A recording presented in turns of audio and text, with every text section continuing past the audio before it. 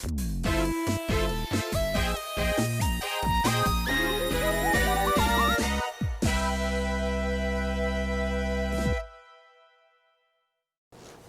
さんこんにちは、こんばんは。 DC の長澤でこんにす。ちは。収録がだいぶまとめてやるようになってるんで、ネタがね、ちょっとあれなんですけど、今日もちょっとネタ的にちょい遅いかなって感じですけど、はいまあなかなか面白い、先週話題になってたネタでもあるんで、あ、そうですちょっとこれでいこうかなと。はい。で、詳細は立駒くんからというお願いします。感じですね。はい。はい。立駒、いつもの挨拶お願いします。こんにちは。もう今日俺司会進行の立駒です。おい、先生ソフトバンクホークス優勝ですよ。ちょっと古いですけど。そう、ソフトバンクが優勝してね、はい日本シリーズも、はいで、日本シリーズなんか巨人軍がまあフルボッコで、もう一部では死体蹴りなんて言われてるレベルで、かわいそうなことになって、いや、僕ね、ちょっとね、野球ファンじゃないんですよ。はいはい。まあ、どこのファンって言われたらホークスだよ。でもあんまり僕の人生にあんまり野球ってそんな重要な感じじゃなかったんだけど、ちょっと今回ね、ってことは、また鬼滅の刃ですか？お前早いな。先生も好きですね。もう一心伝心じゃないけどね、もう見切っとる感じ。今日はね、また鬼滅ですよ。どうしたんですか。ホークスと何が関係あるんですか。実はね、これね、何週間前かね、ちょっと待って、いや、これね、何週間前に、ちょうどホークスが戦ってるぐらい、戦いも終わったすぐかな、は勝って、はお客さんと、あるホークスファンですよ、すごい、このお客さん。い。はい。でいろいろ話してたら、俺、なんかホークスって、鬼滅の刃にはまらんかと思って。どういうこと。どういうことってことでしょ。何ホークスと鬼滅って何があって。いや別にね、鬼滅乗っかってるわけじゃないよ。はい。ただ鬼滅の刃の設定に非常に今回の巨人とはいホークスがすごく似てるっていうふうに思って、ほでこれをね、僕ね、ホークスの強さの根源をね、僕はちょっとこれ分かっちゃったみたいな。う。あ、本当ですか。いう感じがするんで、ちょっとこれをね、今回「鬼滅の刃」からなんでホークスがあんなに巨人をフルボッコにできたのか。なるほで、他の球団はホークスを多分永久にフルボッコできません、きっと。ど。ほう。じゃあもう圧倒的。これは圧倒的な理由があって、圧倒的な強さもあるんで、ちょっとこれを今回ね、ちょっと紹介していきたいな。あ、ぜひ。じゃあ今回は、先生が鬼滅の刃をソフトバンクホークスにちなんで説明してくれるということなので、皆さん適当に期待しましょう。そう、適当に期待して。これね、まずね、ソフトバンクスでそのまま昔は大ホークスだったわけですよ。そうですね。で、その昔すごい分かったじゃん。すごい分かった、とても巨人に勝てるような球団でもなかったし、これも何十年も前の話ですよ。そうですね。で、結局、王さんがね、あ、王さん。大ホークスに来るわけですよ。で、こっから、王さんが、監督になるんだけど、はい。結局、王さんが監督になった背景には、その当時、その長嶋体制がすごく強くなっちゃって、王さんの居場所がなかったっていうのがあるんだよね。あ、当時の巨人、はいはい。で王さんと長嶋さんが同じ時期の人で、僕的には王さんだと思ってたのよ、記録も含めて。なんで長嶋さんみたいな、なんか記録も大したことないけどさ、直感できてるのかよく分かんない。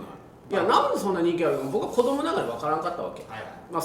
確実な数字とか成績を考えれば王さんの方が、そうですね。そうで分かんなかった。で今回ね、ちょっといろいろ考えたんだけど、実はね、これね、鬼滅の刃についてすごい似てんだよね。ホークスは鬼殺隊です。出た。鬼殺ホークスは鬼殺隊で、なんで勝てたか、もうこれまずね、ネタを言っちゃうと、はい。思いです。重い。王さんの思いが多分いまだに続いてる、もしくはつながってるって話。あ、ホークスにですか。ホークスに。でこれは何かっていうと、例えば鬼殺隊っていうのは親方がいて、はい、1000年もかけて絶対勝てない鬼に立ち向かうために、はい、歴代の柱がずっといて、でその思いとその技術をもう脈々とつなげてきたわけですよ。でこの「鬼滅の刃」とテーマってここなんですよ、基本的には。絶対に勝てない鬼、不死身で、怪我をしても何したってすぐ復活と。でこれがもう人間なんて本当に弱いし死んじゃうっていうものがいかに鬼に勝とうかっていう話なんですよ、鬼滅の刃っていうのは。だから今回のその無限列車もその結局その煉獄さんがね、そのまあ亡くなるけど思いは炭治郎につながったじゃんって。でここが重要なんですよ。ここをつなげていくことでこれでこう鬼に勝てるようになってきたって。でこれをねホークスと巨人に当てはめるとすごくフィットするんだよね。だから巨人は鬼ですでまあ鍋ピーさんね鍋 P さん、はい、無惨様ですよ。あれ無惨なんです、あれ無惨です。で王さんは親方様、ああ、こっち側ですね。こっち側鬼殺隊側、まあ、柱は誰かって、これが秋山さんとか工藤さんなわけだよ。監督、ソフトバンクのソフトバンクの、だから王さんがいてその思いとかあれを今監督がずっと脈々とつなげてったって話、でじゃあ鬼殺隊の隊員は誰かって言ったら、ソフトバンクの選手たちだよ。ああ、なるほどね。で王さんってねまあ自分でスカウトしてくるっていうのもあるけど選手全員の名前知ってるんだよね。で選手全員の名前があってちゃんと声かけるんだって、そういうこう、ね、選手の集まりとかそういう時にはこれまさしく親方様じゃんって話だよ。まさしく人格者ってことね。人格者でしょ。親方様のやってること一緒だよ。親方様だってその無限列車の時の一番最初のシーンは鬼殺隊の墓場から始まるんだ。でしょ。今見てない人は分かんないと思うけど、でここから始まって僕もの命もそろそろだけどもうすぐみんなの元に行くよって言ってるわけじゃん。まあソフトバンクの選手は信じられないけど、まあ一応ね、まあ、引退とかしてまあそんな感じよね。で結局ソフトバンクが本当に強い理由はそれ技術的な部分もあるけど、思いだと。受け継がれてると。この何十年と脈々と受け継がれて、どんなに巨人ボッコボコにされてもそれにめげずずっと頑張ってきたわけよ。でそれが秋山さんに伝わり、で秋山さんも工藤さんもずっと王さんだからもともと。そうするとずっと思いがずっとつながってきて、でそれがいわゆる隊員ね、選手よに脈々とつながっていくわけよ。でこのいわゆるその何十年の完成された形がこの巨人をその叩くっていうところに結集するっていうね。で巨人は何かっていうと、どういうことかって言ったらあれら鬼なわけね。では上限の鬼も下限の鬼もいるわけよ。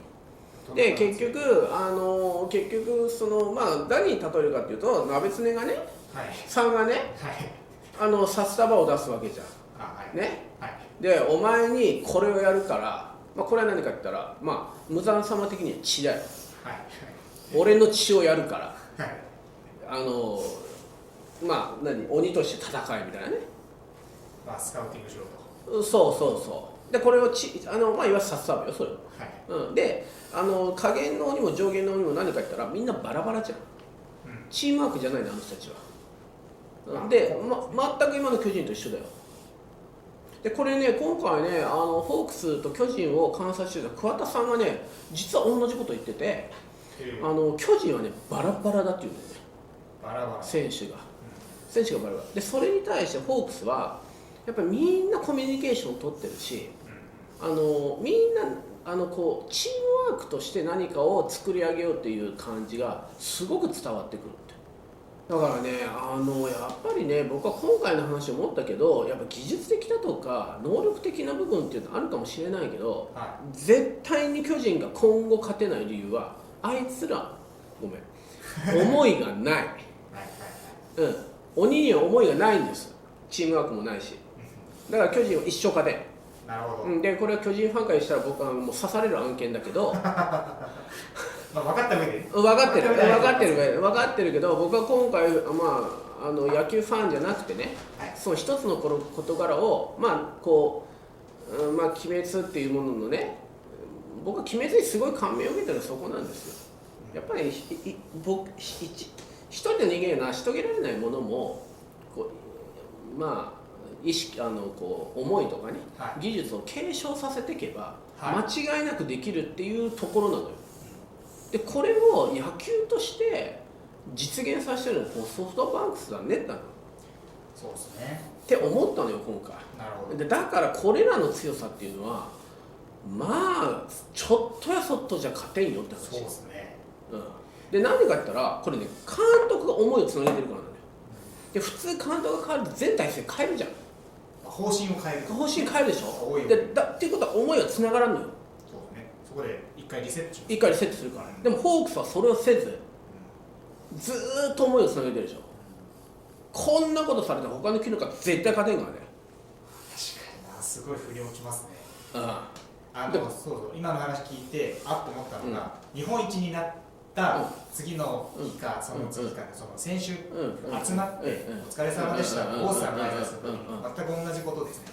王さん、今はみんな若い選手の時に強いホークスしか知らないけど、王さんの時は弱いチームだったから、そう弱かった。その時から受け継がれてる思いとか、どうやったら勝てるかっていう気持ちがやっぱないと、やっぱ上は上の高みがあるからっていう話もあったんですよ、スピーチで。スピーチでね。だからちょっと今の話は。いやだから僕はね今回の話は実は彼らは分かってないけど鬼殺隊なんだよね。すげえ。本当にね多分現代の鬼殺隊だね。こんな長い間、一つの思いをつなげながら一つの物事をするって多分ないのよ。そうですね。機会があるかもしれないっていう。でも僕らの目には見られないじゃん。今回ソフトバンクが優勝したっていうところをこう昔からの部分を考えていくとね、それはあるけど、ただ王さんがその巨人に対してね、その親方様がその無惨様にその恨みを持つほどの恨みは多分はないと思う。そこまでの恨みは、巨人を消滅させたいほどの恨みはないけど、ただ鍋常さんがね王さんに一時ものすごい失礼なことをしてるんだよね。これ何かっていうとね巨人が一時あんまり調子良くなかった時に王さんに監督として声かけてるんだよ。で王さん今度断ってるんだけど、こんな失礼な話ないからね。だから結局その時はだから都合が良すぎるでしょって話よね。いらん時はポッてやっといて、いざ自分たちがあれだったらちょっと声かけてみようかみたいな。僕にはそう取れるよ。王さんも大人だからね、うちに秘めてる思いをどこまで言ってるか多分そんな言わんとは思うけど、僕からしたらちょっと失礼な話だねと思う。それは詳しい内々の内情は知らないから、そういう野球ファンの中ですんごい内情を知ってる人がいたら長澤先生それちょっと違うよっていう話があるかもしれない。それはコメントで書いていただいてもいいんだけど、だから少なくとも王さんは巨人に対して本当にすごく感謝してる部分もあると思うよ。自分の居場所だったからね。でも実際問題どうなんだろうなって。でも自分がそこを出た時には巨人を倒したいっていうのは多分一つの目標としてあったはずだから、それをねつなげたっていうのがね、これはすごいんだよ。なるほど。大概リセットするからね、みんな自分のやり方があるとかさ、そうですね、いろいろ言うじゃん。大体監督変わるとき大体そんな大体変わるでしょ、だって下のさコーチって全部変えるじゃん。変えますね。それをやるからだから勝ってんのよ。なるほど。いやそれは前の監督がね、それはあまりにも自分のやり方がかけ離れてたらそうだけど、でも本当にチームとして戦いたいっていうか勝ちたいならやっぱり何かを継承しなきゃダメ。これは。でもいや全部とは言わんよ。確かにな。培ってきたものをいかにもっとそうもうよりこう収束をかけてより鍛錬して、より非常に鋭いものに研ぎ上げていくっていうかね、いうことしないとね、やっぱりね進歩がないよ。そういうこと。僕はこれをすんごく思った。今回もう会社でも何でも結構これだと思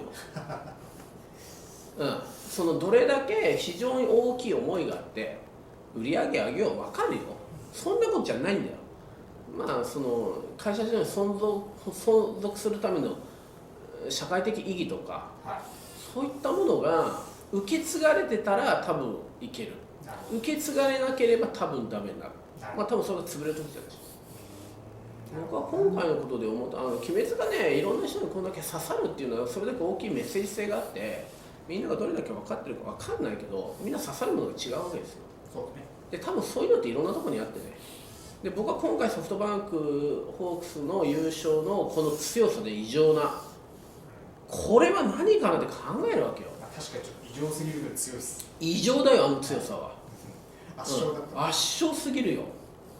それはもうね、もうやめて HP0 よみたいな話だからかわいそうですね、だけどこれをちょっと分析してみると、そんなね技術的なものとかそんなんじゃないんだよね。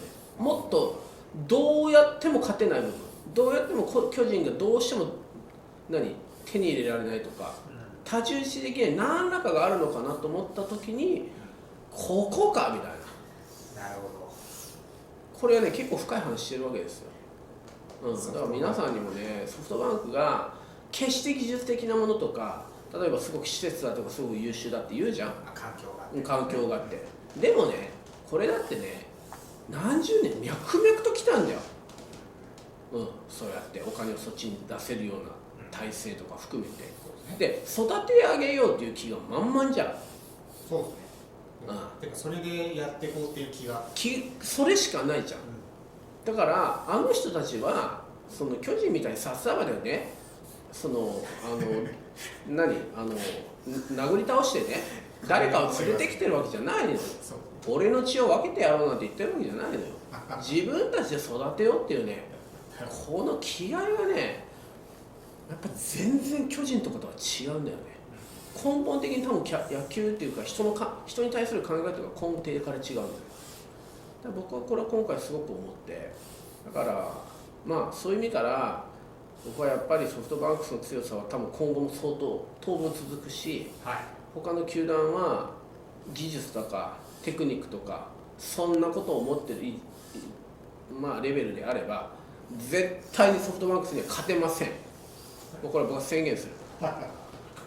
でソフトバンクもこの思いが途絶えたらそれは負ける時です。なるほど。だから王さんがまだいるからね、続くんだけど結局いなくなって、でいなくなった時に本当に思いがちゃんとつながるかな。いて思いをつなげたら当然だけど、いなくなった時、人が本当にいなくなった時に思いとしてつなげられるか、ここだよね。そうですね。今回はちょっと最初何言ってるか分かんないっていう話だったんだけど僕が言いたかったのはそのソフトバンクの本当の強さと、その一般世間におけるね、物事を継承つなげていくことのいかに重要かっていうことをね、ちょっと今回言いたかったなと思います。今日ここまでです。立ちこま最後の挨拶お願いします。先生、これ巨人ファン的に大丈夫？〇〇とか〇〇とかされませんか？気をつけてくださいよ。〇〇されそう。気をつけてください。今日本当にね、でも東京はね、幸いホームとかもね、自動ホームになってきてね、こう押されるってことはできなくなってきたので、多分大丈夫だと思うんだけど。危ないです。やめてください。ということで、今日はね、一部のファンには非常に早いな。今日は一部のファンには非常に喜ばしい内容で、一部のファンにはちょっと悔しい内容だけど、その悔しい一部のファンにとってはもうちょっと自分たちの球団というものを見てほしい。で相手の球団も見てほしい。絶対に勝てない理由があるから。だから応援したって無駄なんだよ。今日ここまで。やばい。最後の一言やばいかも。はい。